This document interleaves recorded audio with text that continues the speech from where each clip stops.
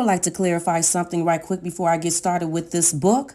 This book, Men Will Lie When the Truth Will Do, is an actual book that I found on Amazon. And yes, people, it was the only book. And yes, it was very, very hard to find. Men Will Lie When the Truth Will Do is not my book. I did not write the book. Miss TERRI Smith wrote the book in 2000, came out with the book in 2004, detailing her relationship with Steve Harvey. Men Will Lie When the Truth Will Do, The King, His Queen, and His Other Woman is one whole book. I'm reading it in parts, but it is one whole book that actually did come out in 2004 for a little bit of time. But when Steve Harvey found out, he contacted TERRI Smith. Some deal was made where $120,000 was exchanged, and she took him back to court in 2007 because she said that he took all her rights to her book, but whatever happened, we never heard of the book. Basically, what I'm trying to say, people, is that if you're a little confused about what's going on, that means obviously you have not went back and watched the rest of Genevas Closet Steve Harvey videos, because it is practically a series, people. You might want to go back and look at the video entitled Steve Harvey, Wife and Side Chicks, because that video gives a little bit more information about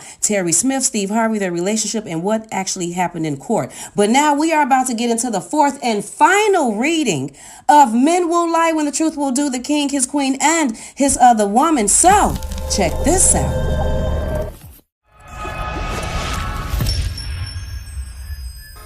Hey everybody, this is Geneva of Genevas Closet Talk Show. Please make sure you like and share this video and subscribe to Genevas Closet if you haven't already done so right here on YouTube. And you can follow me on Facebook at Genevas Closet. And you can email me at genevascloset22@gmail.com. Now, let's get into the news. Days later, I tried his manager's office, but got a recording. Then I called the television studio, his publicist, his travel agent, and even the concierge of the building where he had his penthouse. Nobody knew where to find Stefan, or else they knew he didn't want to be found by me. I didn't find Stefan, but I did find some help from his lawyer, Michael Johnson. We met many times at social functions, and he struck me as someone you could talk to. He hadn't been talking to Stefan, though, and had no idea where he might be. I told him about the attorney, the collectors, and all the overdue payments. He was floored and couldn't believe that Stefan had let things go like this. He asked if I still had heat and lights. Funny, but that was about all I had. That and my insurance, like hospitalization, had always been paid a year in advance. Michael asked if I was eating, and I told him no. I couldn't sleep either. He wired me $500 through Western Union and told me to hang in there. As soon as the connection broke, I dialed Stefan's office and a direct line to the personal assistant. Michelle, have you heard from Steph? No, Carrie. No, Mr. Havel hasn't came, and I'm shutting down my computer to leave for the day. Sure, she was impatient to get home. She still had one. Michelle, you mean to tell me that Stefan hasn't called at all since I spoke with you days ago? No, he hasn't. I did leave your message on his voicemail. I didn't mention that it was an emergency. Hopefully he'll call you sometime this weekend. Clothes rustled, drawers slammed, and I heard the swivel chair squeak as she stood up. You're his assistant, so shouldn't you know where he is? I was beyond being desperate and yelled at her. Carrie, I told you that I did not know where he was, she said carefully. Now, I'm leaving for the weekend. Michelle, Carrie, I have someone waiting for me. Good night. Click. She hung up on me. What to do? What? I can't think. I'm an emotional wreck and physically drained.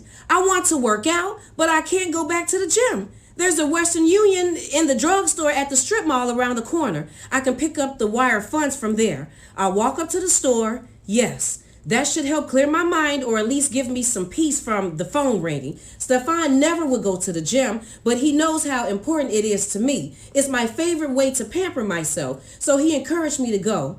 Yeah, he liked what it did for me and for him. When I'm prancing around the house in my bra and thong, there's not one dimple on my ass. Following Tuesday.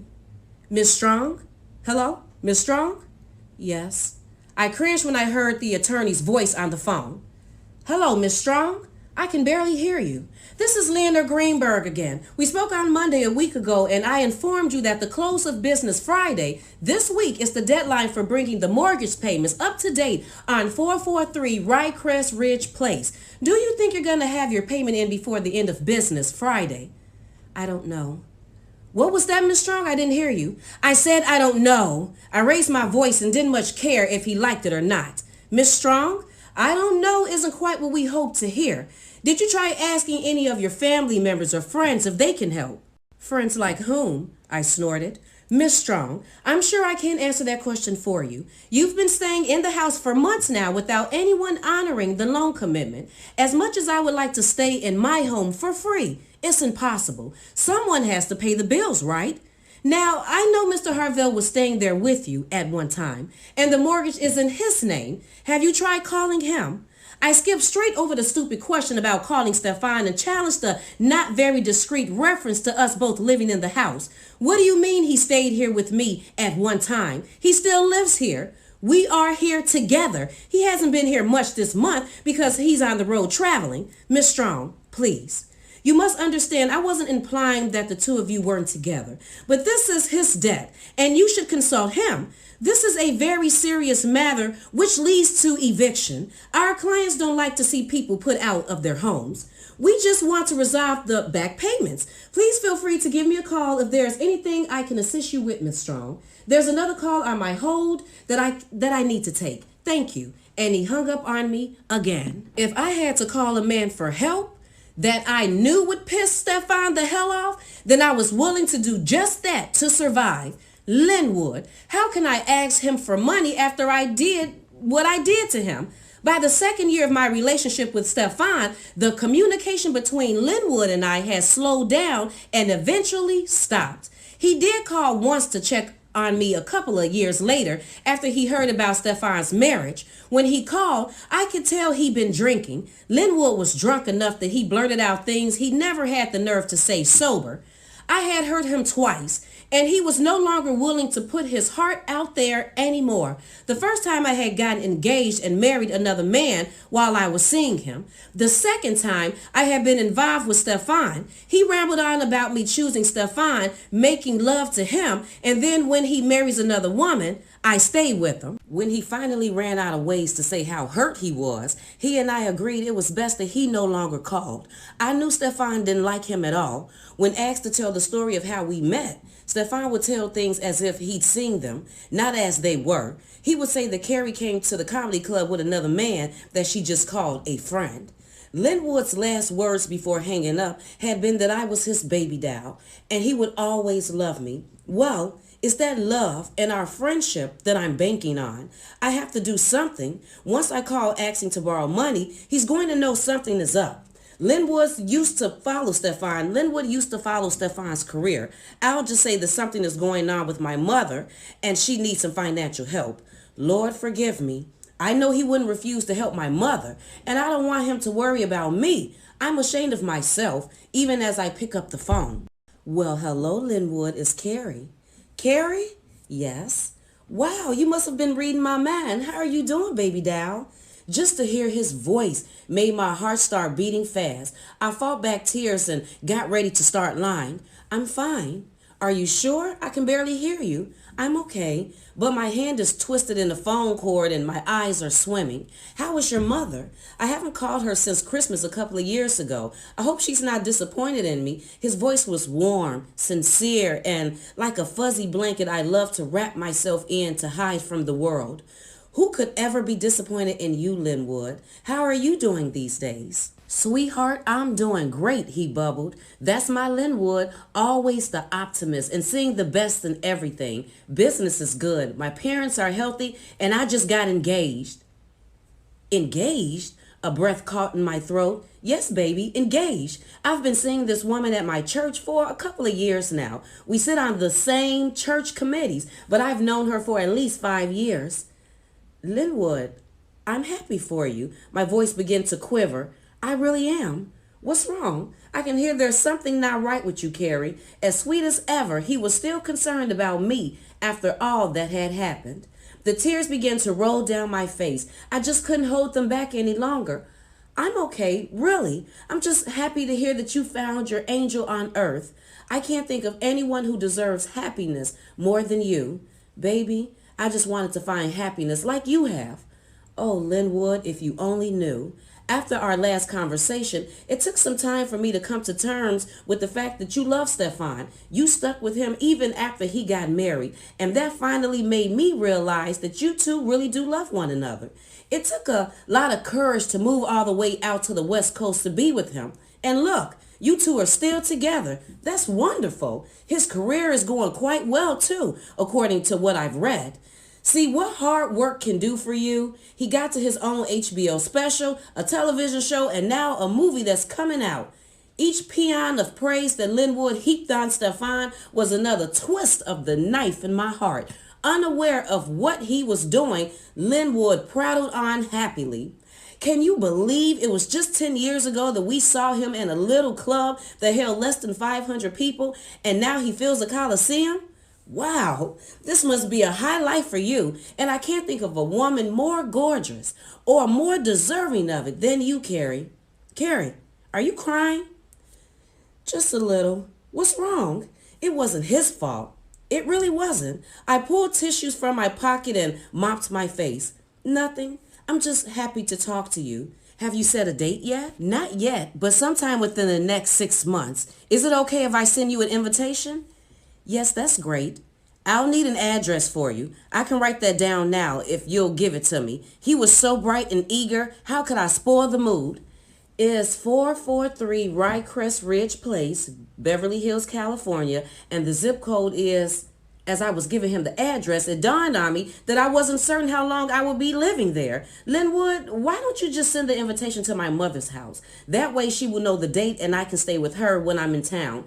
Hey, that's a great idea. She's going to be very happy for you. I can't ask him for money, and I can't stop the tears. Okay, Linwood, I have to go now, but it was great talking to you. Baby, you've made my day. Just knowing that you're happy, safe, and healthy makes me feel good. You know, I'll always be your friend, no matter what. Thanks, and I'll tell Mom the good news. You take care.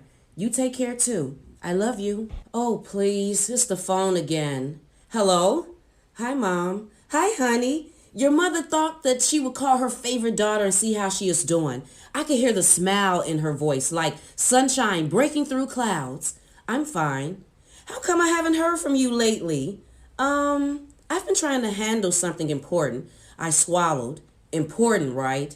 My entire life had been yanked out from under me. You don't sound good. Is something wrong? How is my friend Stefan? Are you two having some problems? I know she can't help it. She's a mother. Yes, Mom, a little. I looked up at the dust on the chandelier and tried to keep the tears in my eyes. Carrie, what's the matter? Do you want to talk about it? No. You're not still upset because he hasn't left his wife yet?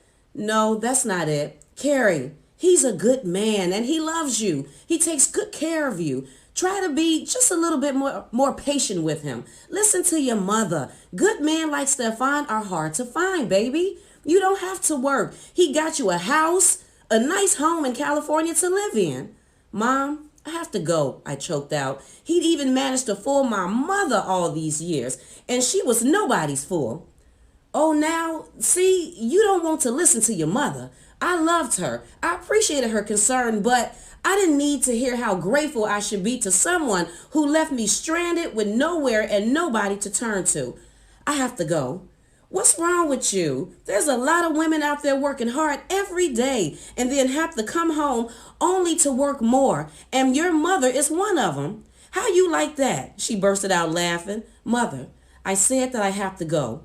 Okay, honey, you go ahead, she sighed. Get things ready for your man when he get home. Bye, Mom. Carrie, I love you and I'm just teasing you, girl. I know, Mom, and I love you too. Bye. I hung up as the first sob gurgled up my throat. But there was no peace. The phone rang again. I grabbed a handful of tissues from the box on the coffee table and swiped at my eyes and nose. Hello, Miss Strong? Yes. This is Leonard Greenberg. It's 6:30 p.m. and before I left for the day, I thought I would call you to see if you made any progress on finding the funds to bring your account up to date before closing tomorrow. It is Friday, remember? No, not yet, but I've been trying. Please believe me. I'm sure you have. Of course, his voice said he was sure I hadn't. I can't find Mr. Harvell, and no one knows where he is.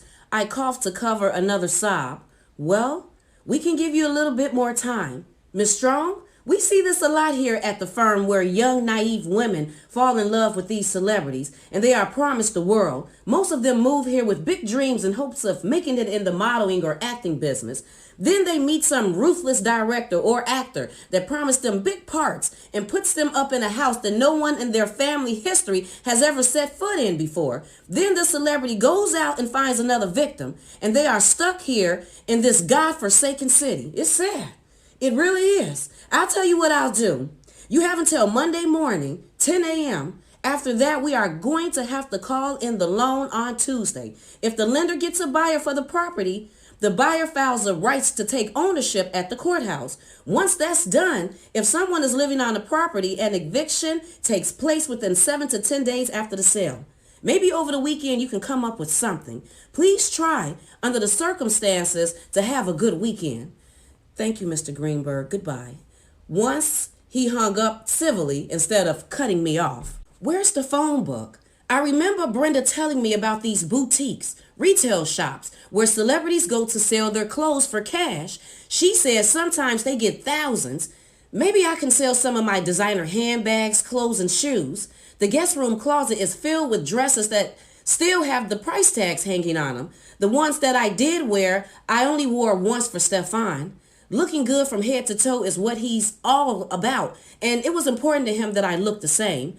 All that shopping and money spent on Rodale Drive for Jimmy Choo and Prada, $800 to $1,200 shoes, Marc Jacobs, $1,000 to $7,000 handbags, Gucci and Versace, $1,500 and up designer dresses. Then there were the private fashion shows that he arranged for me, and he picked what he liked and let me choose anything I wanted, as long as it suited him. My God, when I think of the thousands of dollars that I spent on clothes, and I don't wear half of them, I'm drowning. This moment in my life, it feels like I'm going backwards. My father left my mother struggling, penniless with 2 kids. I remember how she bagged up all her clothes and went to a flea market to sell them for money just so we could eat. Maybe it's not the flea market and I don't have 2 kids, but the struggle is just the same. I'm taking all of this stuff, the shoes, handbags, clothes, and mink. At least it's dark outside. Hopefully none of my neighbors will notice me dragging plastic bags and boxes to the car. Every designer thing that I own is in my BMW. I can hardly see through the passenger or back window. I know this stuff would fit perfectly with room to spare in that old beat-up Volkswagen that I drove out here from Atlanta. Stefan had asked me so many times to let him leave it in some junkyard, but I wouldn't let him.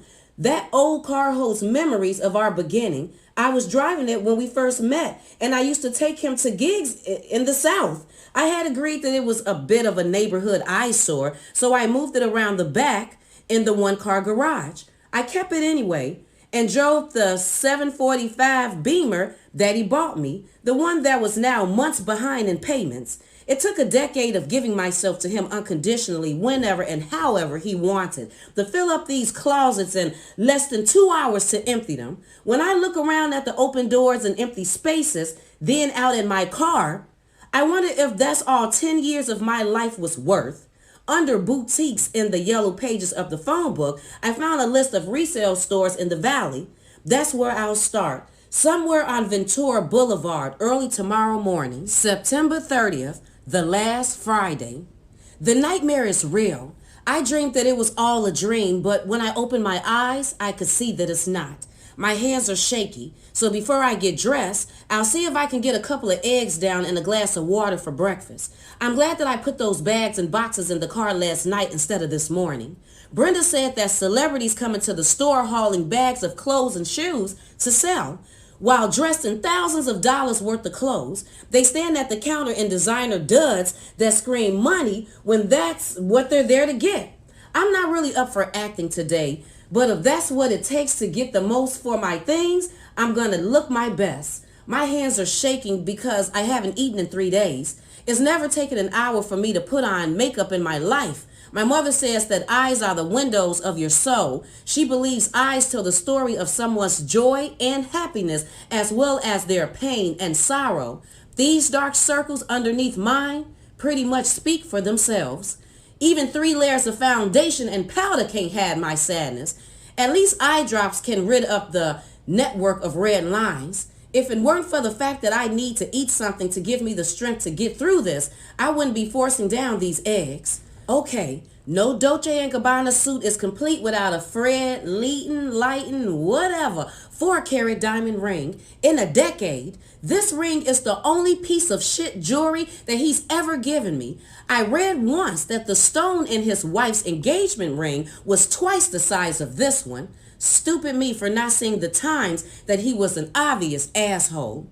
Memories of last night. Things aren't looking good. I can't eat or sleep. I'm taking pills to help me relax. Whenever I do sleep, it's on the floor in the corner of my room in the dark and alone. Daily, I pray to God to wake up from this nightmare. Was I so wrong to love him unconditionally? Am I being punished for loving him more than my child that never was? When was it that I became undesirable and unwanted? Wasn't I the good girl that lived in a make-believe world that consisted of only him, me, and my journals?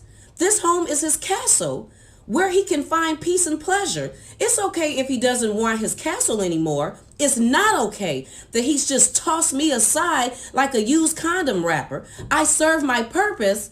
Now he's done with me.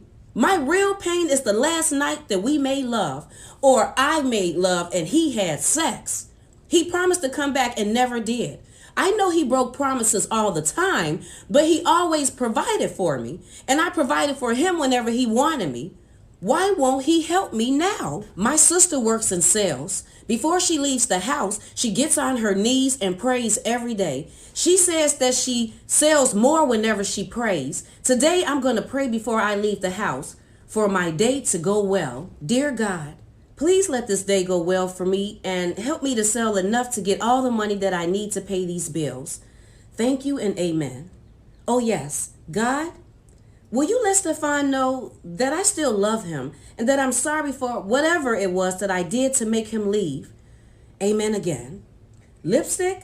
I need some lipstick on. Someone told me that lipstick makes a girl look fresh if she's tired.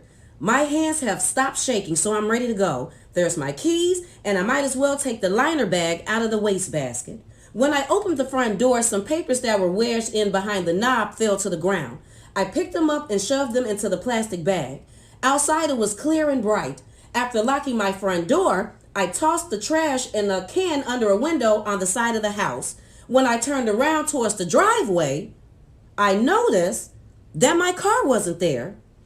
My car was gone. I started screaming it. My car is gone. My car is gone. Panic turned screams into shrieks. My things are in that car. Someone help me, please. My car is gone. Someone took my car and my things. As I ran up and down the driveway, I heard someone calling my name. Carrie?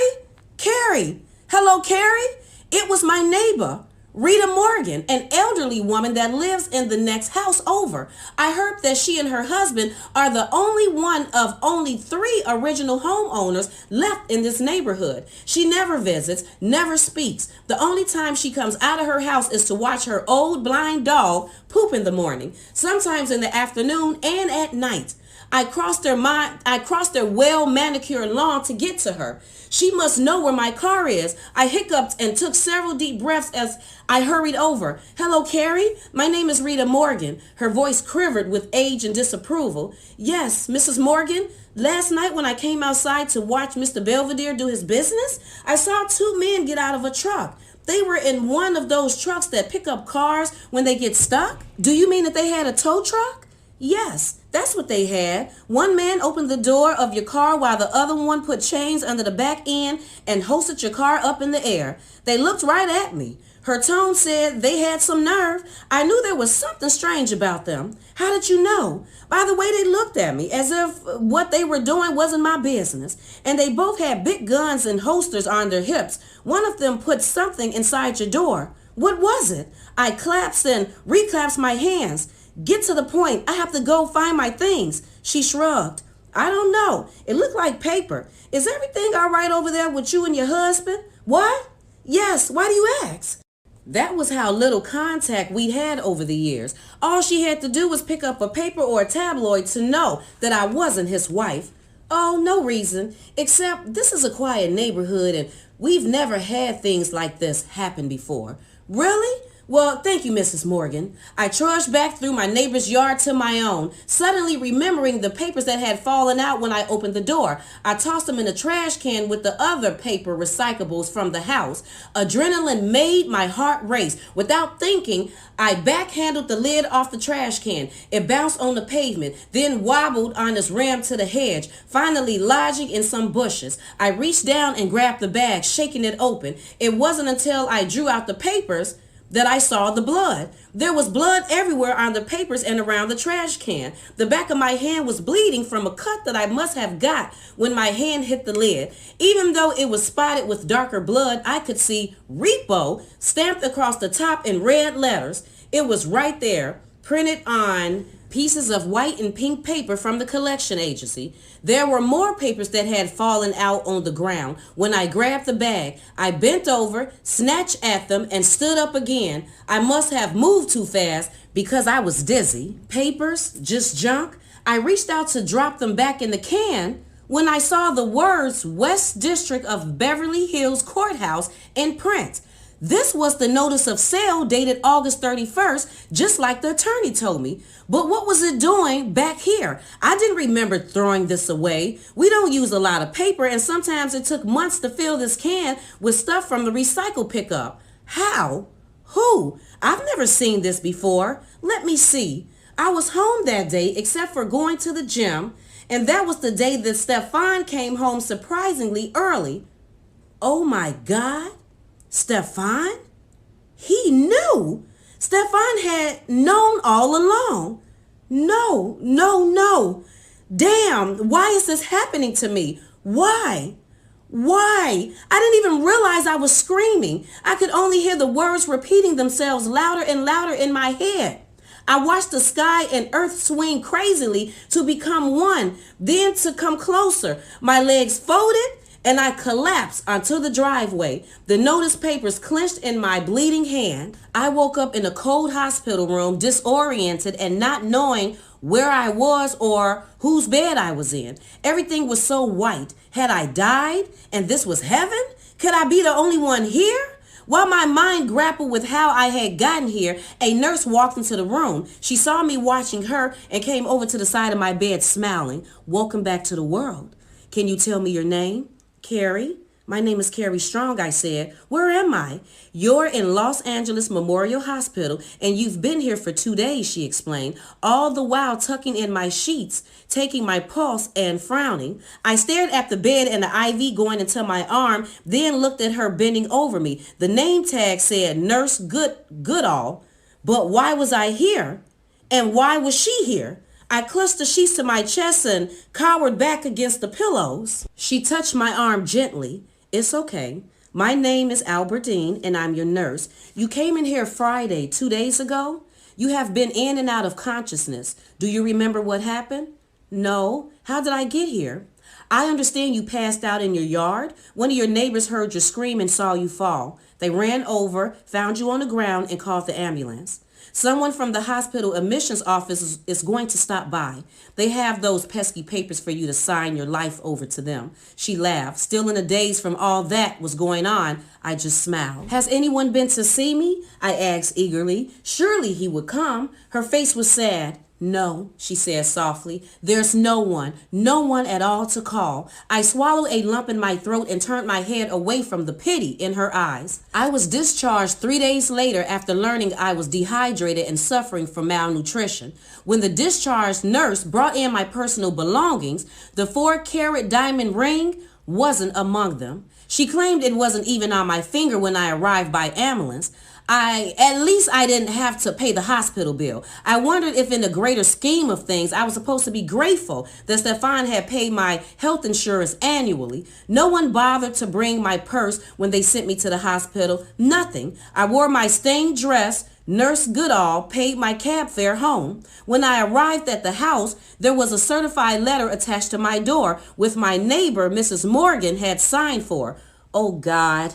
I was sure that she had taken the opportunity to grill the postman about Stefan's and my business. Did it already happen? Because I didn't get out of the hospital until Wednesday, the day after the foreclosing was scheduled. I wasn't sure. Oh, this is from the car dealership. What more could they want from me? Money? They have the car and everything I own in it. Surely they can't expect me to pay them another dime. I can't deal with this. All I can think about is going to bed and sleeping right now. I tossed and turned through the night and ended up just laying in the bed for a couple of days. I went from the bed to the bathroom and back. It wasn't until Sunday morning that I dragged myself out. I knew that if I didn't eat something, I would starve myself to death. The thought of giving Stefan's assistant the satisfaction of seeing that happen is what gave me the energy. When I did get up, I saw the certified envelope from the car dealer on the floor next to my bed.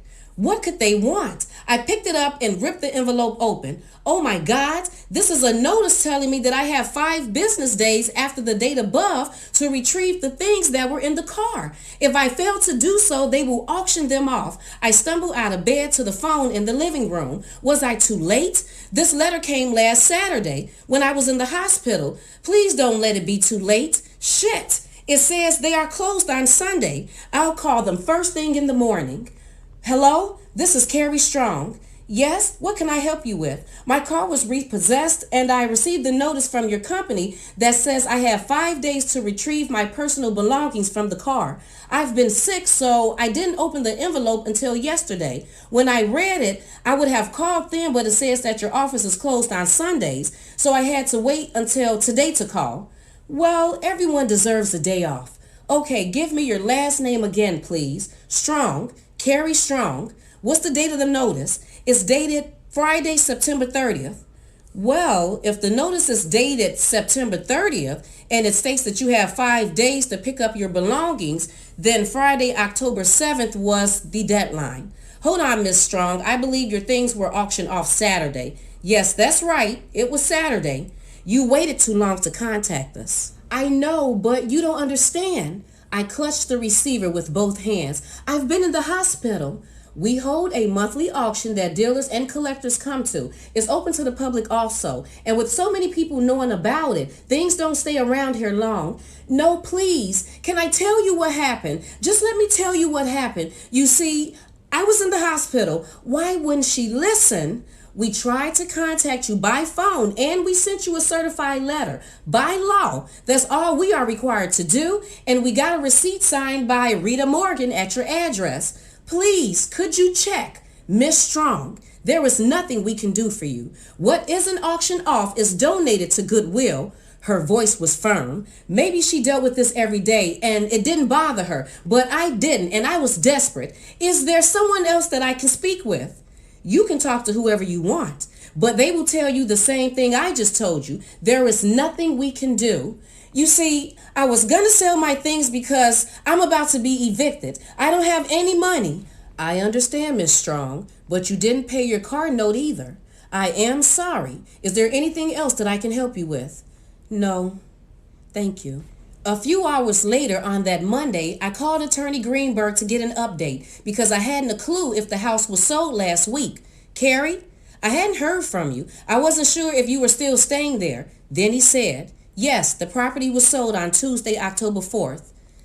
Thank you for all your help, I said, and let the phone drop to the carpet with a thud. Dear Stefan, while I was in the hospital, I heard one of the local DJs say that the mother of Stefan, good friend and accountant, Lawton McDuffel, had passed away. Lawton and Stefan had been friends for over 20 years. He saw Stefan as his brother since he was an only child. I remember 3 years ago when Lawton moved his mother from Newark to LA because she was getting up in age and there wasn't anyone left back north to care for her. With the funeral and everything going on, it means Stefan must be in town right now for at least a couple of days. Why hadn't I thought about this before? His penthouse. All this time, I'd forgotten about that place. I should get in my old Volkswagen Golf and drive over there to try and see him. Nah, maybe not. If he's not there, security might not let me up to his floor, and if he is, he may not let me. I'll write him a letter and send it certified with a return receipt. That way I know he'll get it. Carrie Strong, 443 Ricecrest Ridge Place, California. Stefan Harvell, 2849 Grashner Boulevard, Penthouse 34, LA, California, 97839. Dear Stefan, I hope you get this letter because there are a lot of things on my mind that I need to tell you about. Let me start by sharing an excerpt from my journal. This is important to me and to you because it says a lot about where we have been together. 10 years ago, I met Stefan Harvell in Atlanta, Georgia, while attending a comedy show. Today, he's one of America's most recognized comedians. He's got perfect hair, flamboyant clothes, and a hit movie he made with 4 other top funny men. I had no idea then that being with him would mean 10 years of joy, lies, infidelity, and pain. If you care at all, I was discharged from the hospital last week. The entire time that I lay in that bed, there wasn't a soul that visited me. When I came here for you, I left my friends and my family behind. Even after the doctor discharged me, there was no one there to take me home. I had to take a cab, and because I had no money, a nurse paid my fare. I was there because I was dehydrated and had malnutrition. That's what happens when you have no money to eat. I can't do this anymore. Oprah Winfrey says if you are going to lay down and be a doormat, don't be surprised if people walk over you. For the 10 years we've been lovers, you have never been honest with me. For every high point in your career, you dragged me to another emotional low. You got married and told me over and over that it was a mistake and you were getting a divorce. You called my mother to tell her that you loved her daughter. You promised to take care of me if I stayed with you in Los Angeles. You bought the house and the car and paid the mortgage and loans. And you lied again and again and again. Your promises have hurt me for the last time. I found the notice of foreclosure dated August 31st that you threw in the recycling can. The last night that you got up and left your condom wrappers on the nightstand, you said, I will get you the money. Now the house has been sold and I will be put out on the street. You asked me to change my life for you. I did everything you asked me and more when I aborted our child. The last few years, it seemed that you got more distant. And when you broke a promise, it was more like a deliberate attempt to hurt me than something you couldn't help. But I came back for more. And you took it. I have tried numerous times to reach you so I can get some answers. Why are you hiding behind secretaries and gophers? How can you mistreat someone that stayed with you through the bad times and the good and never asked anything more than your love? I loved you as you are, lies and all. My life is a mess. I have no money. Soon I'll have no home because Stefan Harvell took and took without giving back what he promised. I am tired. And I will not allow you to destroy my mind and life this way. Carrie, I'll pick up some envelopes from the corner drugstore. I can send it tomorrow by certified mail with the return signature receipt. That way I'll know he got it. Dear Carrie, I mailed it. Then I spent the whole day pacing. When I woke up the next morning, all that was on my mind was the letter. I had no regrets over sending it, but I was worried about whether he'd be there at his place to get it. He never took me to the penthouse before. He still had a home office, but whenever he was in LA, he stayed here. Late that afternoon, about 3 o'clock, I went out to buy groceries. I didn't have much money, and $28.75 is what it cost. I put some things back, which meant I ended up carrying only one bag out of the store, and it wasn't even full. I hadn't slept well since I got out the hospital, so I stopped by the drugstore to pick up something. When I arrived back home, grocery bag in hand, I noticed something that looked like an envelope sticking out from underneath the doormat. I knelt down to pick it up. At first it didn't register in my mind, but once I got inside, I realized what it was. The same envelope that I sent to Stefan. The letter had been opened and now has something else stuck in it. If Stefan had stopped by, why would he leave this outside the door? Could it be the money that he promised to give me? I fumbled the contents out of the envelope. It was the letter that I sent to him with a handwritten message attached on a post-it note. Miss Strong, you will not be hearing from my husband. So whatever your next move is, feel absolutely free to make it. It was signed Mrs. Marlene Harvell.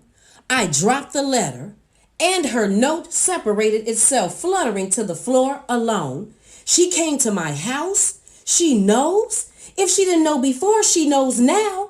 I was frightened because I wasn't sure what she might do. I don't feel safe here, but where can I go? I pounded my pillow all through the dark hours of the night, over and over in an endless loop. I questioned Stefan, questioned myself, and questioned how we had come to this. How could you give her the letter? And if you didn't, what the hell is she doing in town there with you?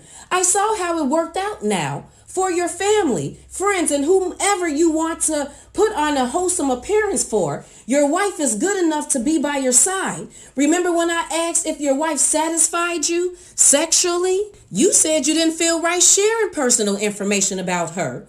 Why did I bother to ask you when I never got a straight answer to anything? Even when I got a response, I never knew if I could believe you or not. You would lie even when the truth would do. I wonder if you manipulated your wife like you manipulated me. Was she naive? Or did she really know about you and other women? Did the two of you have a just don't bring it home understanding? That's what they do here in Hollywood. But you married her long before you hit the big time. You married her when you were telling me that I was the center of your universe and you were my whole world. For 10 years, my own life took second place to loving Stefan Harvell. I shied away from acknowledging how shallow our relationship really was, even when the proof was right there in my face. He told me he loved me, and I believed him. Despite the lies that became so frequent, it seemed they were an integral part of our lives together. But I accepted those lies, and I had nobody else to blame but myself. In the beginning, I did everything in my power to support Stefan on his way to success as a comedian and actor. I had to be there to do the things he needed in his private life. He taught me to think that way by making sure that I knew my place. It was like loving him was a privilege that could be lost if I didn't love him just the way he wanted. 2 years into the relationship, I sacrificed a child I wanted because it wasn't the right time for him. I did it for the love of my man, but the grief was mine alone. My mother often questions how she yearns for grandchildren from me. Whenever she brings it up, it drives the pain a little deeper. When I was little, Mom told me, Carrie, be careful what you wish for. I worked and wished for Stefan's stardom and success so he could continue to love me. Today, Stefan has fortune and fame, but I never dreamt that he could or would marry another woman and make her his queen.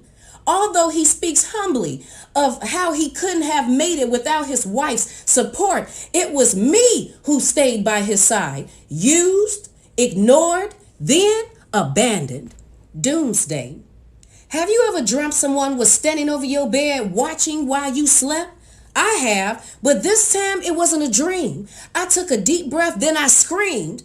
My vision was blurry, but I could see the silhouette of someone at the foot of my bed. My black jackknife upped its own accord, scrunching back in the bed until I pressed against the headboard. With the blanket pulled up underneath my chin, I screamed over and over again.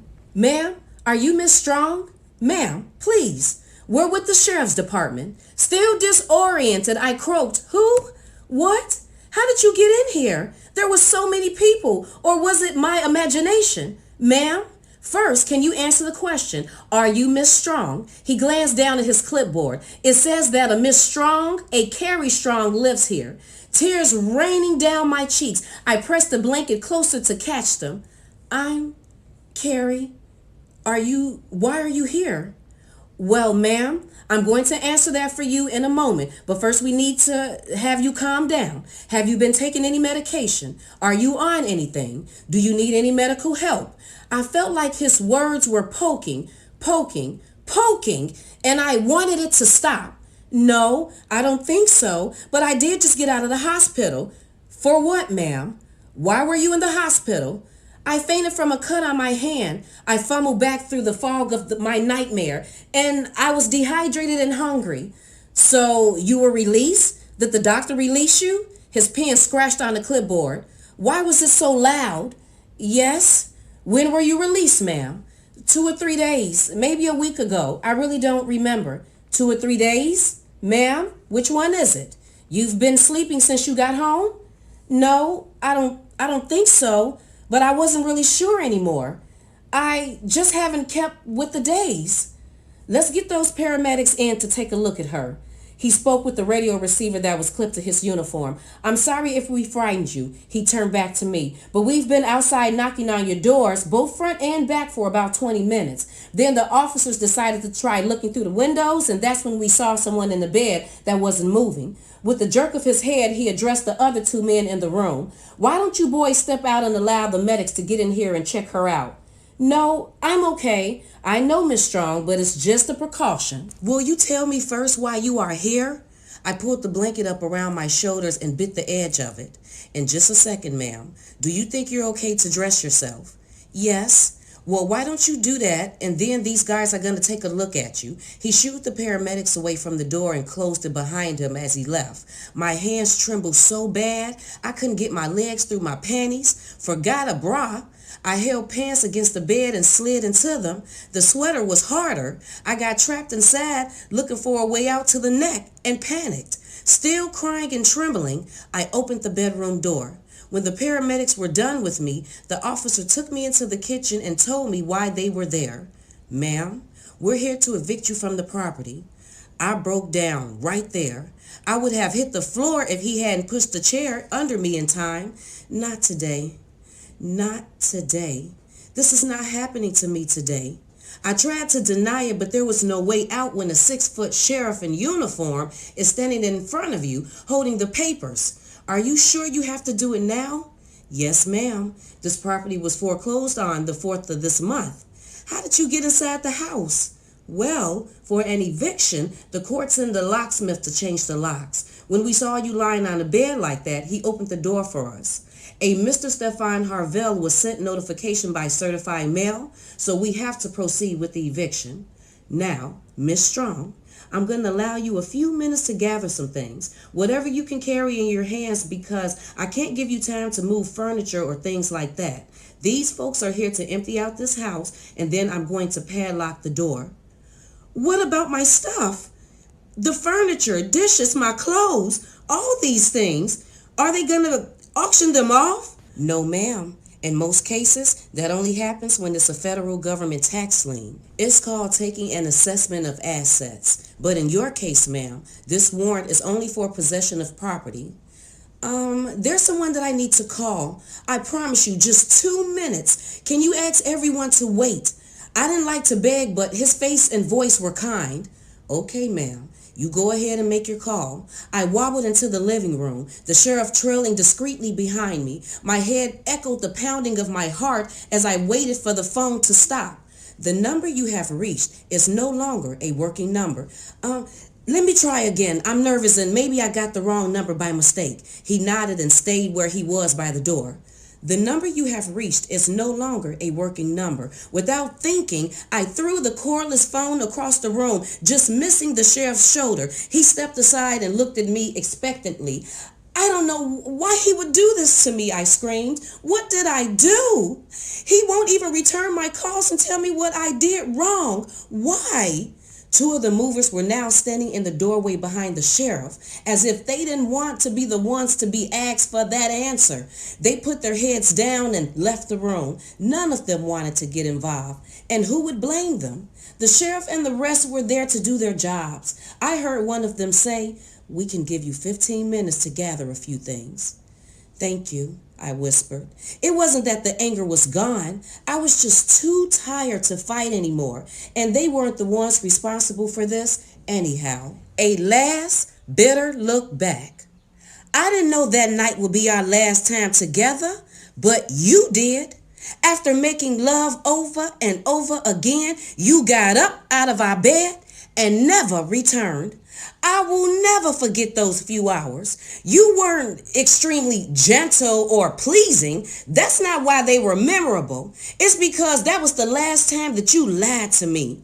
The mortgage was due on our 2-bedroom house and you promised to return with the payment. You never came back. I never saw you in person again. Things got real bad for me, but you know this. Because you let the house foreclose while I was still living in it. And on the day it foreclosed, you had your cell phone number changed. You had your people lie and say you weren't available. You never gave a thought to how I would find shelter or food with no family or friends in LA. My entire life revolved around you, being there when you wanted, being what you wanted, whenever and whenever you wanted. I talked to you or about you. My thoughts were of you and for your career. The few other women you allowed me to associate with were the Hollywood kind, all fluff with no substance. My only confidant was my savior, my journal. When the house was taken, I was put out on the streets with one medium suitcase crammed full of underwear and a change of clothes. In a hurry, I stuffed personal belongings, my favorite photograph of Mom, a wallet with $158.59, toothbrush, comb in my journals, and an oversized purse. I left just like I rode in, driving my Volkswagen Golf. But this time, there would be no shipment of furniture and things following me. It was gone, all gone. I sat across from the house in my Golf with 15 minutes worth of packing from 10 years of living with Stefan Harvell. A deputy got out of his car. The sheriff that told me that they were there to evict me is still inside with the court-appointed locksmith and movers. It looks like they're clearing out the front living room first. It's unthinkable that anyone would sit a $10,000 hand-rubbed leather couch out on the curb. I remember when I saw it in an issue of LA Homestyle magazine and had to have the set. I went down to the store and they arranged to have one custom made just for our home. It looks much larger than it really is from here. Oh yeah, they're moving right along. The chest and china cabinet were my first purchases for the house. The movers must be inside with their shredded paper and bubble wrap, packing up the Flora Danica china, St. Louis crystal, and flatware. When I bought those pieces, I hoped that a daughter of mine would inherit them. This is so unfair. My head turns back and forth in denial while at the same time accepting that 3 men in black t-shirts and jeans are taking what's left of my life, piece by piece. Look, Stefan, there's the table that always had a hot meal waiting for you when you got home. I never told you that as soon as I heard your keys in the door, I rush around and light all the candles in the room to set the right mood. Once Oprah had a guest that showed us how to make every house a castle. I followed his direction to the letter, trying to make sure things were perfect for you. You never had to ask me twice for anything. That damn Oprah Winfrey show, ain't it funny? You said if women keep listening to Oprah, they're going to wind up without a man. And here I am, without one. I went to 4 different mattress stores before special ordering that Chatham Wells. It was advertised as guaranteed to stay firm for an eternity. An eternity. That's how long I thought our love would last. So I ordered it. I thought we would make love on that mattress for the rest of our lives while conceiving babies. I covered it with the best frette, whatever, bedding. Now, seeing it dragged out to the street, it looks like the hundreds of other mattresses where I laid on my back for you. Every time and however you wanted to have me, I laid down and opened wide for you. Someone is tapping on my passenger door. It's my neighbor from across the street and down a few doors. What does she want? I can't hear her through the window. She sure is persistent. Whatever it is, I'm sure I don't want to hear it. But it don't look like she's going away. I guess I can lean over and roll down the window just a little. Hello? I'm not sure if you know who I am, but my name is Sandra. I'm your neighbor. I live 2 houses down in that White House. She pointed behind her, the sun flashing off the 5 brilliant carats of her wedding band and winking on the sizable shoulder stones. Yes, I know who you are. My name is Carrie. Is there something that I can help you with? Because I don't mean to be rude, but I don't really feel like talking right now. I can understand that, Carrie, but I just wanted to see if you needed anything and if you were okay. She never once glanced across the street to let me know that she knew how my life was being dismantled and put on display. Thanks for asking. I'm okay. I'm waiting for someone. I should be a good liar by now with Stefan as a model. Are you sure? You're more than welcome to use the phone or come inside and sit for a while. No, I'm okay. She put out a hand as if she were going to speak again, then withdrew from the window and walked away. As she walked down the street, 3 more neighbors came out to watch the show. I wish I had gotten to know her and her husband. They seem like really nice people. Then maybe I have accepted her offer. But for now, I just wanted to be alone. It was too late to be making friends here. I was grateful for small favors, though. It had been her husband that heard me screaming before I passed out and called 911 when he found me in the driveway. Oh, look, one of them cracked the glass top of the coffee table and the glass is broken on one of the end tables, too. The mover was laughing when he attempted to shove my table onto the curb and it landed on the street. Here she comes again. Sandra. This time she came around to the driver's window. Hi, Carrie. I know that you said that you didn't want anything, but I thought maybe a cold bottle of water. Yes, thank you. I guess water would be fine. My arm was resting on the edge of the rolled-down window. Sandra reached over and placed her hand over my hand and squeezed gently. Are you sure you wouldn't like to come in and use the phone? I hesitated for a minute. I wondered if I did go inside and come back out, would this all be a dream? I swallowed the lump in my throat, and as tears made my vision swim, I looked up.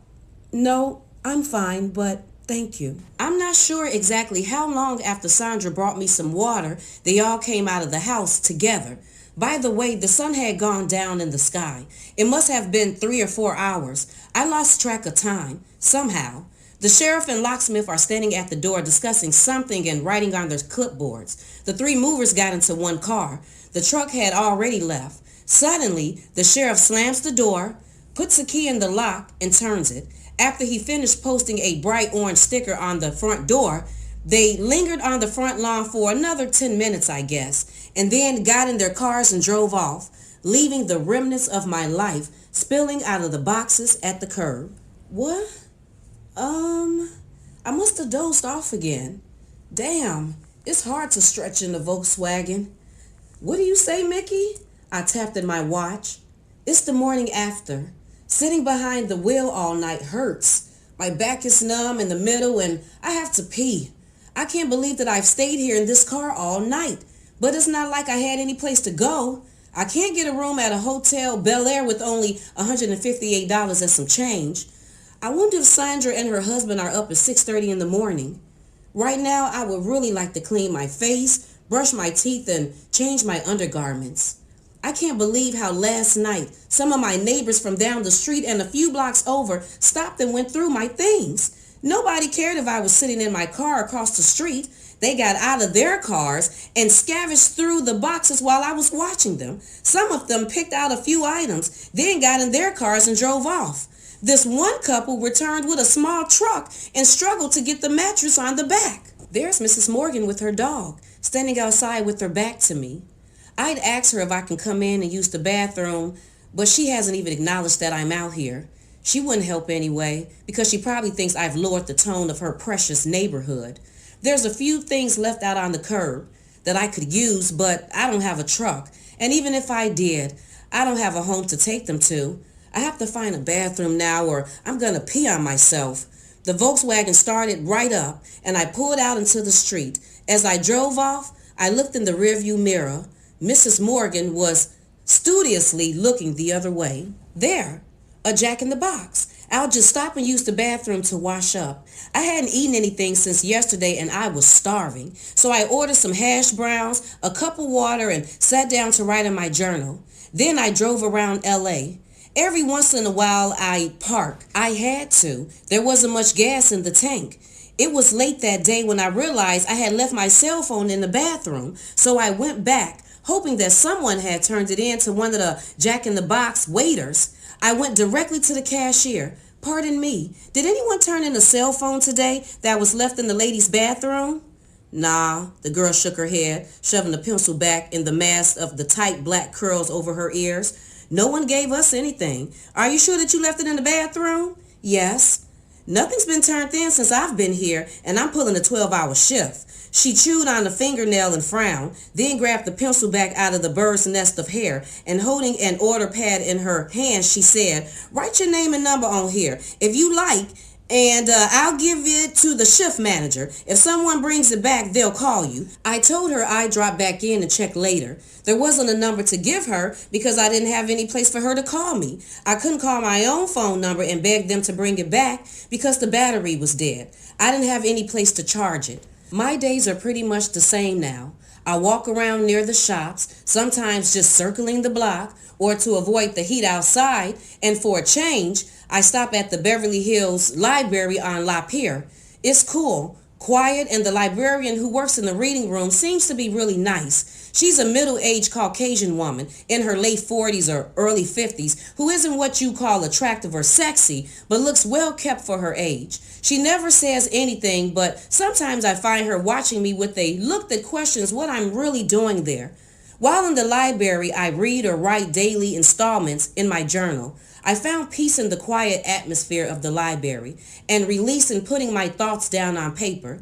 The combination is balm to a bruised soul, and time escapes me. Before I realize it, the speakers above breathe out the closing announcement. At night, I drive around, sometimes stopping in 24-hour cafes like the Waffle House or International House of Pancakes and order 2 pieces of toast. While I'm there, I read, write, or watch people. I sit there until I can no longer keep my eyes open. When that happens, I find a place to park, like on the street of a safe subdivision or a crowded motel parking lot where an extra car won't be noticed. I climb between the seats to the back of my car and curl up under a blanket that I found in a dumpster of a motel. It's a far cry from my bedding, but it keeps me warm. Some motels had lobby bathrooms that I used to clean up and wash my panties so they would dry by morning.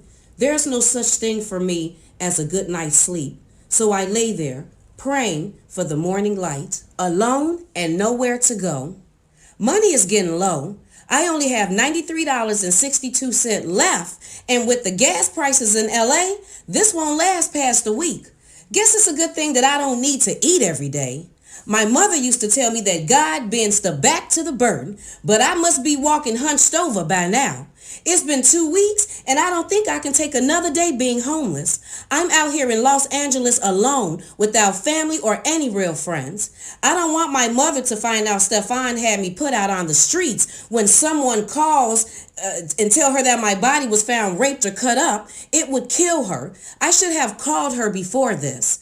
So this part of the book is when Terry calls her mother, collects, and gives her mother a lie and tell her that she's on vacation with Stefan. Her mother can hear in her voice that something is wrong, but Terry tells her that everything is fine. So now we're going to move on to the next part of the book. Every single parking spot in front of the library is taken.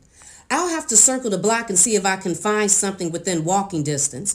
I can't believe that the closest spot that I would find to park is 2 blocks away in front of this house. What does that sign say? No parking after 6 p.m. without a permit. Towing is enforced. That gives me about 45 minutes. I should be okay. I don't need another ticket. I already have 3 so far that I haven't paid. Exhausted from the heat, I only meant to lay my head down for a second, but it was so quiet at the back of the stacks and so cool. Crossed arms made a better pillow than my purse in the car.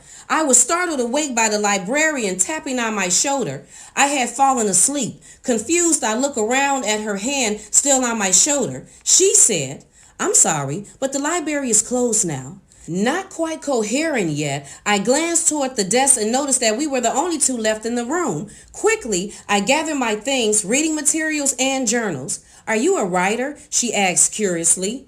As we walked up the aisle, her pushing the cart of returned books for reshelving before she left for the evening. I didn't realize the question was directed at me until I glanced at her face. She was looking at me with the same concern that was evident whenever I caught her watching me. "No, I'm not a writer," I answered, denying the journals that I was stuffing in my big tote bag. If the library was closed, I knew that meant I had overstayed the parking time. The librarian put down 2 returned books and took a set of keys from the service desk. I followed her to the large double doors at the front. She unlocked one, pushing it open for me, and smiled. Good night, then. I walked out into the night without even saying thanks. The door clunked shut behind me and the lock snapped into place. As it turned out later, in all the rush to leave, I dropped one of my journals. Later that night, when the librarian went back to the book cart, she found it propped against a table leg where it had fallen. I dashed down the street as fast as I could to my car. Thank God my car didn't get towed. I opened the driver's side door and got in, tossing my bag over the seat behind me. I started the car, turning the steering wheel in the direction of the street, but it wouldn't move. It seemed to be locked or stuck. The car engine was running, but when I put it into gear, it wouldn't move at all. Something caught my eye on the passenger side of the windshield. A note. A flyer? It was folded and stuck under the wiper, so I got out to retrieve it. The County of Los Angeles was notifying whomever it concerned to call regarding the $85 fee to remove their boot off the wheel. My eyes dropped to the tire and the big yellow steel lock that almost covered it. They couldn't. I couldn't. Can't breathe. Can't think. I woke up in the back seat of my car not knowing how or when I got there. I look around and wonder how much time had passed. Then I remember feeling faint after reading the note that said it would cost $85 to have the boot taken off my tire. I don't have the money and I'm frightened. I crawled back under the blanket. In the morning, voices and the sound of cars passing by wake me up. Morning is here, and there's not a cloud to be seen. Other than the beauty of the day, nothing has changed. There's a cafe on the corner at the end of this block. Hopefully they have a phone that I can use to call someone for help. I don't know who yet. I have to think. There's a waitress wiping down table number 4 next to a large window that looked out on the street. Hello, could you please give me the time? I stood in the doorway exposed to the view of the waitress and 2 elderly men with their heads down over breakfast. It smelled good even from here. Her glance swept me from head to toe, then her lip curled as if she smelled something bad. It's 8:17, she said grudgingly. Thank you, I said, and with head held high, I walked towards the bathroom door. I locked it behind me so no one could come in while I was naked and washing up in the sink. Only cold water came out of the rusty faucet, but I was getting used to subhuman conditions in public restrooms. When I came out of the bathroom about 10 minutes later, there were 2 women waiting to go in. They glared at me, then looked pointedly at their watches. There's a payphone on the wall across the room that no one is using. I need help and I have to ask someone, but the person that I thought to ask refused. So I called Stefan's assistant for help and was told that his wife had instructed her not to take my calls. When she said that, I collapsed right there in the cafe, hitting my head on the counter behind me as I fell. When I came to, I was sitting up in the chair in the cafe manager's office with the cold dish towel across my forehead. I felt pressure on my right shoulder and a deep man's voice said, "Miss, are you okay? Do you want us to call someone to help you?" No, I'm okay, I said. The pressure lifted as he took his hand away and moved around in front of me. My eyes were tearing and I couldn't really see what he looked like. Embarrassed and needing to cry, I quickly gathered myself together, expressed my gratitude, and left the cafe. As soon as the door swung shut behind me, the tears overflowed. Now Stefan was getting his wife to do the dirty work. All I could think about was how much I loved this man and how I kept our relationship a secret and allowed him to take a wife and family public. I walked blindly towards where I parked and was close to the end of the next corner before realizing I somehow passed the car. So I turned around and slowly walked back. Now I was almost back to the corner with the cafe. Then I realized I hadn't gone past it. The car was gone. A woman walked up to me while I stared at the vacant space. She said, "Excuse me, are you looking for the white older model car that was parked here last night?" Yes, I was. Was this another Mrs. Morgan watching my car being towed away? What happened to it? Well, I didn't know who the car belonged to. When I came home yesterday, I saw the boot on the tire. We have a problem with people who don't have permits parking on this block. When the residents come home, there's no space for our cars. Quite often, people find they have a lock on the tire and just walk off. Then it stays here for days. When I got up this morning and saw the car still sitting there with no one around, listen, I broke in. My boyfriend of 10 years asked me to move out here and promised to take care of me. Then he just left. He let the house go into foreclosure while I was still in it, so I've been living in my car trying my best to survive on the streets with $63 left now. I just left the car for a second. I went to the cafe on the corner and called my ex's assistant and asked for help, but she was told not to help me. I'm out here in this city all alone and I don't know how much more I can take or what else I can do. Please tell me where my car is. The words tumbled out of my mouth as fast as I could say them. I didn't know it was possible to condense so much misery into a few sentences. Oh dear. She reached up and took my hands. I'm so sorry. I didn't know you were out here. When I got up this morning and looked out of my window, I saw the car was still here. I called the county to come and tow it away. They just left a few minutes before I saw you standing out here. That's why I came out, because I thought, my God, I hope that wasn't that woman's car. Would you like to come inside? Why don't you come in? I think there are some calls that I can make to help you. Come on, she coaxed. At least join me for lunch. I had no place to go. No friends, no real money that could guarantee me a nice room for a few hours of shelter, not even a car to crawl in and hide under a blanket. I was hungry too. Plus, there was nothing about her to cause me to feel uncomfortable, other than the fact that we were strangers and she had invited me into her home. She reminded me of that famous First Lady, Jackie Kennedy, but with much more of a common touch. For some reason, her company felt familiar, so I accepted. Once I was inside the house, I felt very comfortable. It was modestly decorated with lots of family portraits lining the mantel, walls, and top of the piano. Would you like to take a shower, she asked, as I followed her down a sunlit hallway. Her hand pushed a door open, and I glimpsed an old-fashioned clawfoot tub. There's plenty of soap and towels, so help yourself. I'm sorry, I didn't get your name. I dragged my eyes from the tub. Oh, yes, my name is Carrie. Carrie Strong? Well, Carrie, it is a pleasure to meet you. She extended a hand and I took it briefly. My name is Margaret Ann McDowell. Now you look to be about my size. Let me see if I can find something comfortable in my closet for you to wear. What size are your shoes? Her attitude was forthright and her voice brisk. She moved ahead gently, bulldozing any hesitation before her. Reluctantly, I answered, Size 7? Perfect. I wear a size 8, so they might be a little roomy, but what we are going for here is comfort. Lunch will be a grilled chicken salad with spinach greens. Do you like salads, or would you like to go out for something else? We can talk wherever we eat. No, whatever you decide to serve is fine. Okay then, grilled chicken salad it is. The food will be on the table when you're finished. Just come on out to the kitchen. That's where I'll be. The entire time she was talking, I couldn't help but wonder why she was helping. What was I to her? I had been in Hollywood too long. I didn't recognize common kindness when I saw it. After I finished my bath and drying my hair and putting the towels in the hamper, I heard knocking and a voice at the door. Carrie, I have a few things that I thought you might like to change into.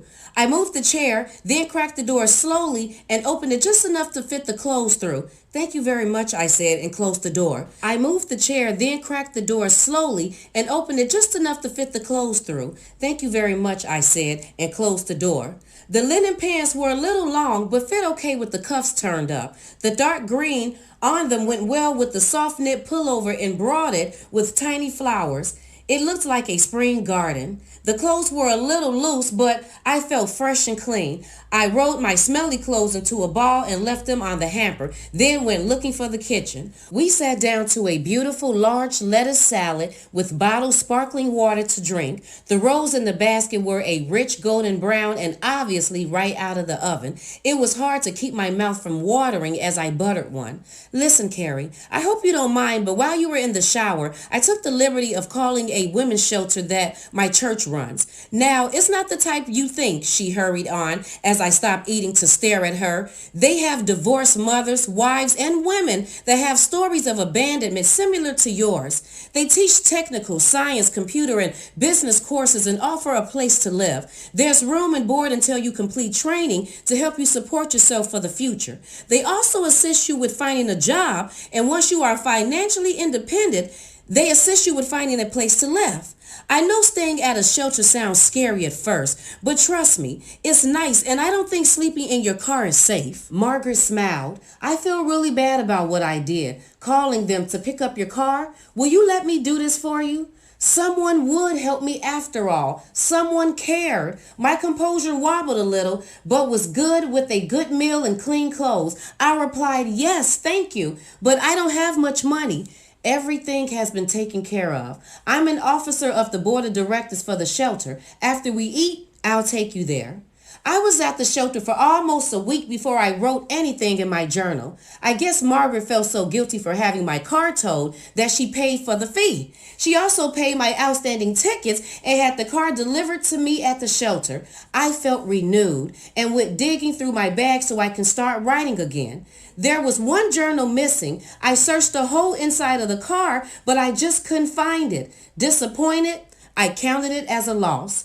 On weekends, some of the ladies at the shelter go home to see their families. Since I didn't have any family, I decided to go to the library and catch up on my journal's entries. When I walked in, I was greeted by the same librarian that was always watching me. She motioned me to join her behind the desk, holding up what looked like my journal in her hand. Hello, my name is Betty Siegel, and I've been looking for you, she said. This was left behind the last time you were here. That's where it was. Thank you, I cried. I reached for it, but she wouldn't let go. Would you come back into the office so we can talk? I dropped my hand and followed her into the same small office marked private. She shut the door and sat down at the end of a small couch, indicating that I should join her there. When you didn't return within a week or so, I opened the book thinking maybe I can find your contact information and could return it to you. Remember, I asked you the last time you were here if you were a writer and you said no. Can you tell me the name of who did write these fictional stories? I didn't know whether to laugh or cry, but in considering my life over the last 10 years, it was hardly surprising that she thought it was fiction. Some writer didn't write what's in that book, nor is it fiction. That's one of my journals. I write in them every day. Your journals? Are you Carrie? Yes, it's my daily trials, I guess you can call them. I've written in a journal for over 10 years. I started writing back when I was a flight attendant. Ever since I heard Oprah Winfrey say, keeping a diary helps us see where we've been and where we are going. I've been reading them over, and sometimes I can't believe where I've been or how low I've been. But I'm back now. I don't know where I'm going, but I'll get there. Well, Carrie, if hearing what I have to say upsets you, I apologize in advance for reading what I guess were really private thoughts. But the words on the first page intrigued me so much that I couldn't stop reading until I finished the entire book. My brother-in-law is the CEO of the largest publishing company in New York. I sent the pages to him, and he is very interested in speaking to the writer and finding out if they have any more material. Their list includes many of today's bestsellers. Trust me, he's highly respected in the publishing industry. She must have seen the hesitation on my face. How about this? I'll see if he is willing to arrange for you to fly to New York to meet with him in person, and that way you guys can talk face to face. How about that? Do you like that suggestion better? It was a generous offer, and she seemed genuinely glad to help. I had been looking for it so long, I didn't recognize it when it was being offered. I guess so, but I would like to take someone with me. She's a friend, and her name is Margaret Ann McDowell. Carrie, if you agree to meet with him, taking someone with you would not be a problem. Betty laid a pen and notepad on the couch between us. Would you write down your contact number so we can stay in touch? And please, here, take one of my cards. I'll call you with the arrangements. The next week, we flew to New York for the meeting. Mel Kovacs took the journals to his marketing people. The next thing I knew, I was signing a contract, and his office booked me into a hotel where I could be within commuting distance to work with their editors. In a few short weeks, my book was finished. Then came the long process of editing and having their legal department vetting it for the content. Then there was the matter of a title. I knew that the publisher had a lot of input. I thought a long time about how to best say what a hell my life had been for the last 10 years. There is no denying that men will lie when the truth will do. When I took the sheet in with the proposed title, Mel took one look and scrawled approved across the page. The first thing that I thought about when I walked out of Mel's office holding a book contract was Oprah. One day I will be sitting on her couch telling my life story about how I, like her, survived after loving an untruthful, hypocritical, cheating, deceitful man. The truth will do. Dear Stefan, it was exhausting trying to live up to your expectations. I accepted you with all your faults, inside and out. I never mentioned your bad hygiene and how using a little soap and water before you got into bed or splashing on a dash of cologne would have been nice. No, I didn't talk about it because I figured you didn't know any better. I didn't want to embarrass you, even though the sight of your sweaty body nauseated me. So I came up with those creative bath games to get you in the tub. Now, who is the real actor? I knew you were benefiting from those games, but then my rent needed paying. And when a girl's rent needs to be paid, she is willing to do almost anything except maybe passing out from funk. Somewhere along the way, you forgot your beginnings. At your first performance, I saw you walk off stage. What I didn't realize then was that your whole life was a performance. I watched you say things that hurt people you call friend, even the ones that stood up for you, as well as the ones that paved the way. But you always had a way of coming out of things smiling because you always denied responsibility. You decided how things would be, both on and off stage. And when they didn't go the way you wanted, you laid the blame wherever you could. The truth would have made you look bad, and that wasn't part of your plan. What part of your plan was I, Stefan? You took my life over, and that was partly my fault. I let you do it. I could have said no. I could have taken ownership of my choices, but instead, I let my love for you be the only thing that mattered. So when I surrendered control of who I was to you, I did it out of my own free will. But after that, you took ownership of my will and used it to satisfy your physical need and your ego. As the years went on, I became more and more unhappy. Like a child that defies their parent, I would intentionally wear something that I knew you wouldn't like. You had no right to dictate what I should wear. That was wrong. What pleased you did not always please me. But because my world was centered around your satisfaction, I would go and change. Sometimes I would just be comfortable, but that wasn't an option that you allowed me to exercise. I can't count the number of times I wanted to say I didn't like what you were wearing. Instead, I let you think you were the flamboyant king of fashion. Let's be real. When you have fame, it's easy to surround yourself with yes people. They tell you what you want to hear, and God help me, I was one of them for 10 years. Truth is difficult to find, even in a mirror, because when you want to see Mr. Cool, you aren't going to notice that you're really seeing someone that either looks like a pimp or a mobster from a bad gangster movie. You didn't need all that flashy stuff to make you look fine, man. You were fine enough without it, and it's not going to make anyone like you any better. I don't think they care if you were butt naked. I know I didn't. When I look back at our relationship, I realized that in a bizarre way, you really did love me. You valued me for what I stood for, available sex, and ego massaging 24/7. Those things were important to you, so I was important. I think that's the only kind of love you understood, fulfillment of your own needs. When someone did that, you loved them. Indirectly, I told you that it was good enough. When did the lies get to be too much for you? Did you get tired of lying to your wife and to me and decide to toss a coin and oops, I lost? You left me with nothing in every sense of the word. I had no home, no friends, no money, and no love. You walked out on me saying you'd be back tomorrow, and I never saw you again. Is that when you let your wife start dictating how things would be from now on? Was she that pissed when she found out about me that she threatened to leave and take the children?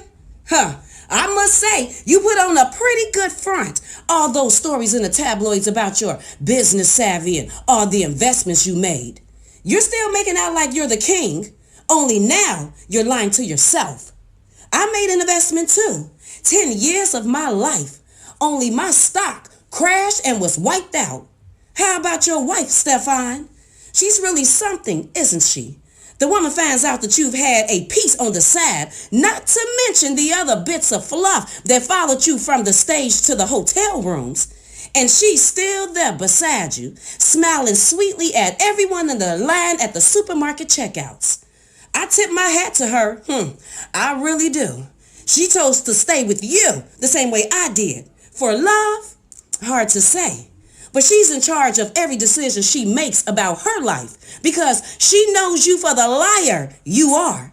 I told her when I told the rest of the world. She knew who I meant, even when others didn't. You know, the librarian that found my journal thought the fictional storyline showed intensity, devotion, and passion. By her standards, the writer was well-spoken and showed the talent to become a successful fiction writer.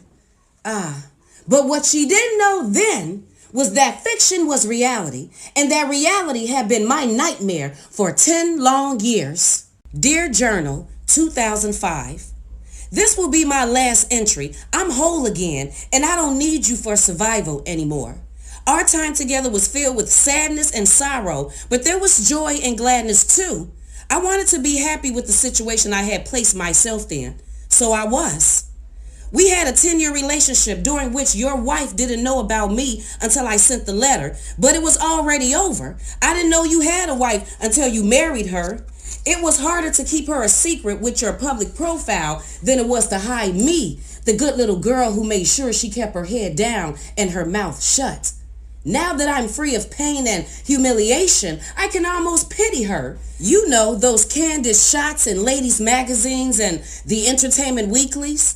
I recognize that look in her eyes when the camera has caught her unaware. I used to see it whenever I looked in the mirror. I loved you eternally, supported you unconditionally, and made your hopes, wishes, and desires mine, and you destroyed it all. But today, I can say that life for me is good. The publisher gave me an advance. I made good money talking about the hell of living with you. It took me a long time, but I paid back every cent on those 12 Overmax credit cards. My name is good. If and when I want to charge something, now I own a condo, free and clear. And you know what I was really buying every time I made a payment or handed over the cash for something? My self-respect. That which does not kill us makes us stronger. You pushed me pretty close to that line when you left me, but I came back with the help of God and some good people. Now it's your turn. You really should have listened to Lawton, your accountant. He was one of your few real friends. He warned you not to let my car, the house, and all those other bills go unpaid. But I guess maybe Marlene thought it was the only way to get rid of me. Or was it your idea? They were all in your name, remember? It wasn't my credit the repos and foreclosure affected. It was yours. Marlene even made the tabloids when she threw a queen-size fit after being turned down for a charge account on Rodeo Drive. It would look good on her too, just like her crown from when you made her your queen.